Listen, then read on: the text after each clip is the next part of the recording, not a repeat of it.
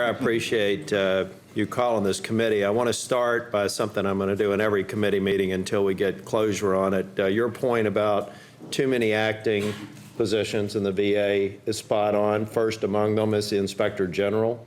It is unacceptable and irresponsible not to have that position filled by somebody, and I call on the administration to do their job. Now I want to talk about you all doing your job. And I think you all know that for the most part, I come into these committee meetings and I'm highly supportive of the VA. I've gone out to the VA facilities and made sure that those folks know that I'm there to help them. But we've got a big issue here. Excuse me. We've got a big issue here, and it came from a conference call that I just had on Friday. And I think we're conflating issues at the expense of taking ground where we can take ground. When I hear a comment about, well, we've got to get the Agent Orange, the blue water issue solved before we can really move forward on a holistic basis with the Camp Lejeune exposure, that's unacceptable. There's not a single veteran that's ever served in the armed services will say, we won't fight one battle until we can win them all. We have 6 diseases confirmed by the CDC that say that there is sufficient evidence of causation, period. We should look at the other ones and figure out whether we should do more. We should figure out a methodology when everything's equal, the tie goes to the veteran. We need to get the Lejeune issue solved quickly. I was told 2 months ago, that any claims for the diseases related, the 3 at least, would be delayed and not denied until we came up with a policy. The reason that we needed to do that is if you get a claim denied, then the veteran has to go through the process again. Whereas if we just delay the decision until after we have the policy, they can move through the process in the order that they should. Conflating the agent, and look, I've got my wife's uncle's name is inscribed on the Vietnam Veterans Memorial. He died from Agent Orange, excuse me, exposure. I have great sympathy for what Senator Blumenthal and everybody else is doing. I want this Lejeune problem solved. And I think Secretary Mavis should be ashamed of the statement he made this week because he's taken the eye off the ball of solving this problem. So I'd like to get an assurance first and foremost, and I'm not citing you two personally. I thank you for your service and I appreciate the work that you're doing. But this is a process that's broken. We have got to solve the problem, not only with the 3, because I continue to hear the 3, but the CDC says the 6. So let me start there. What has the CDC presented on the 6 conditions that they say that there is sufficient evidence of causation that the experts in the VA think are wrong?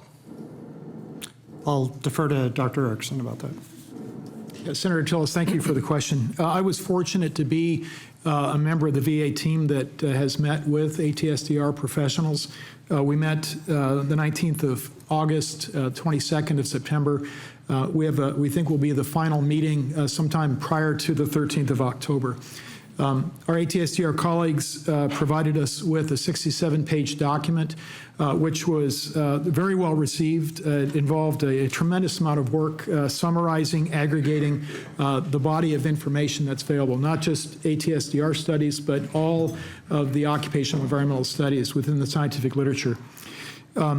Again, not wanting to usurp the authority of my big boss, Secretary McDonald, I can merely tell you that we are moving from that smaller work group that's been meeting with ATSDR to a deliberative process that will, I think, move relatively quickly in bringing recommendations to the Secretary. I was able to listen in on that phone call that you had with the Secretary, Senator, and I very much appreciate the urgency to get this settled. As a veteran, I very much feel that as well. Let me, because my time is about to expire, I'd like to get an assurance from you all. I thought that I had the assurance in July. According to my staff, I may be wrong, and if I am, I'll come to the next committee and say that I am. But I have been told that there have been claims denied since I was given an assurance that they would not be. For at least the 3 types of diseases. What I'd like is an assurance for at least the 6, where we have sufficient evidence of causation that there is not going to be another denial. And if there is, you know, I know that I've ratcheted up my temperature in this meeting, it won't compare to the next one if that happens, because we owe it to these veterans. And I'll just finish my statement, Chairman. I'll try and go quickly, because I meet with you all on a regular basis. There are a lot of things you're doing good work. This is not one that I'm pleased with the progress. I want to make sure, but there's another piece here that we need to talk about. The disability benefits are mandatory spending.